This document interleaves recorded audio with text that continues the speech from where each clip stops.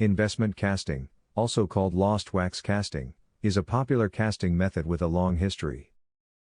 In modern investment casting process, the parts are first molded in wax.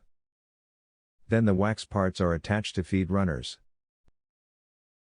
Multiple parts can be attached to one large feeding system to produce more parts out of one pour. The patterns are dipped in a ceramic slurry and coated with refractory multiple times to form a ceramic mold. The mold is then dried and has the wax removed in an autoclave. Next, the ceramic molds are heated to harden and prepare them for pouring. In this demonstration, molten steel is poured into the ceramic mold. After the metal cools down, the ceramic mold is broken by vibration. Individual parts can then be cut from the runner to produce individual finished parts. Thank you for watching. Check out other casting processes on our channel.